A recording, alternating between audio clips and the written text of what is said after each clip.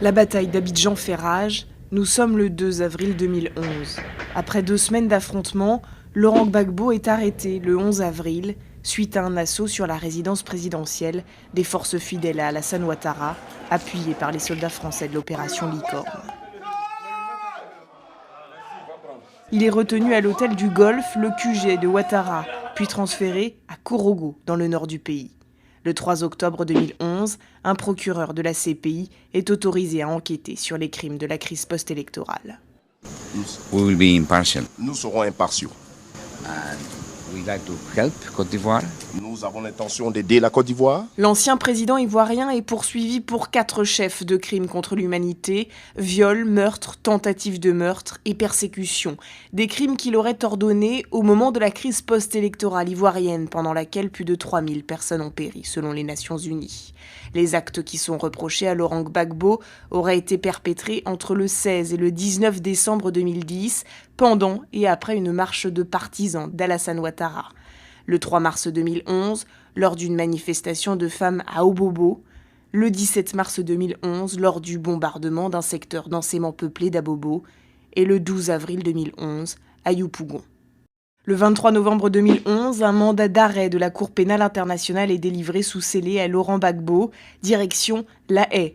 Le 5 décembre 2011, il comparaît pour la première fois devant les juges de la chambre préliminaire. On l'informe des charges portées contre lui et des droits que lui reconnaît le statut de Rome. J'ai été arrêté le 11 avril 2011 sous les bombes françaises. C'est l'armée française qui a fait le travail. Une cinquantaine de chars français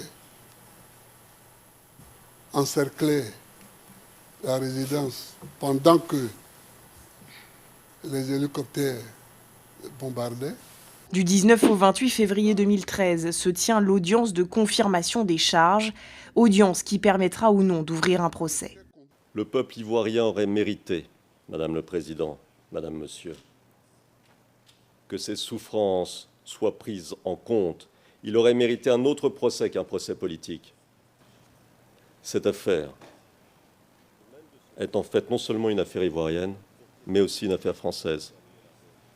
On ne peut pas débattre de la crise post-électorale et ne pas savoir comment les élections se sont passées.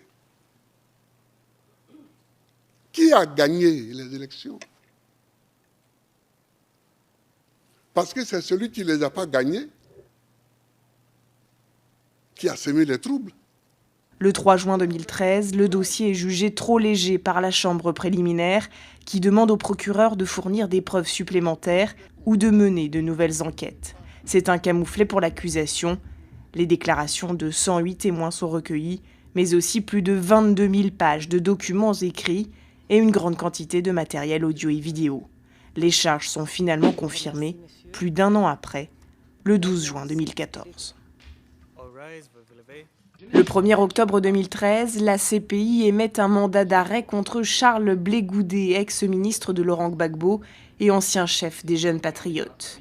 Contrairement à une certaine opinion qui estime, à tort ou à raison, qu'un voyage à la CPI est un voyage de non-retour, je pense qu'un citoyen qui est suspecté par la CPI peut venir ici, faire l'objet d'un procès, et s'il est innocent, peut repartir chez lui. Et je sais que je repartirai chez moi. Lui aussi est soupçonné de crimes contre l'humanité et sera jugé conjointement avec l'ex-président ivoirien. En revanche, Abidjan refuse de livrer à La Haye l'ancienne première dame, Simone Gbagbo, estimant être en mesure de lui organiser un procès équitable en Côte d'Ivoire. Elle est condamnée en mars 2015 à 20 ans de prison.